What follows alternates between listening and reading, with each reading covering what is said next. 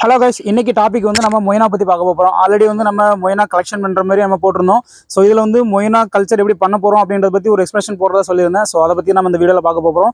Moina culture எப்படி பண்ணுறோம் அப்படிங்கிறத வந்து நான் ஒரு சிம்பிள் மெத்தடாக நான் உங்களுக்கு செஞ்சு காட்டுறேன். ஸோ இதே போல் பண்ணீங்க அப்படின்னாலே உங்களுக்கு போதும். மொய்னா கல்ச்சர் வந்து பயங்கரமாக ஸ்ப்ரெட் ஆகும். புதுசாக டேப்ல வந்து பிடிக்கிற தண்ணி எடுத்தீங்க அப்படின்னா அதில் வந்து மொய்னா கல்ச்சர் வராது. ஸோ அதுக்காக வந்து நம்ம அந்த ட்ரம்மில் பேரலில் ஸ்டாக் பண்ணி வச்சிருக்கோம். இந்த பேரலில் வந்து கிட்டத்தட்ட ஒரு 10 நாளைக்கு முன்னாடி நம்ம தண்ணி பிடிச்சி வச்சிருக்கோம்.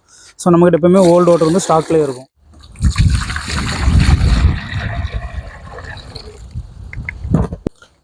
இந்த ட்ரே தான் வந்து நம்ம எடுத்திருக்கோம் கல்ச்சர் பண்ணுறதுக்கு. ஸோ இதில் வந்து நம்ம ஸ்டார்டர் கல்ச்சர் கொடுக்கணும். ஸ்டார்டர் கல்ச்சர் வந்து நம்மக்கிட்டே கிடைக்கும். உங்களுக்கு வேணும்னா டிஎம் பண்ணி வாங்கிக்கலாம். ஸோ இதுதான் மொய்னா ஸ்டார்டர் கல்ச்சர். ஸோ இதில் வந்து கொஞ்சமாக நம்ம எடுத்துக்கலாம். ஸோ ஸ்டார்டர் கல்ச்சர் நம்ம இப்போ இதில் ஆட் பண்ணியாச்சு. அப்புறம் ஒரு சின்ன கண்டெய்னரில் வாட்டர் எடுத்துக்கலாம்.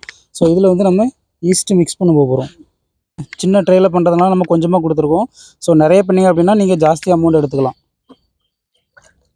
நீங்கள் இந்த ஈஸ்ட் மிக்ஸ் பண்ணிங்க அப்படின்னா இந்த மாரி லைட் ஒயிட் கலரில் இருக்கும்.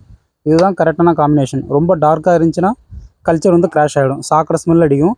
ஸோ இதுதான் கலர் காம்பினேஷன். இந்த அளவுக்கு இருந்துச்சுனால மொய்னா வந்து சூப்பராக கல்ச்சர் ஆகும். ஸோ இப்போ இதை இதில் ஆட் பண்ணிடலாம்.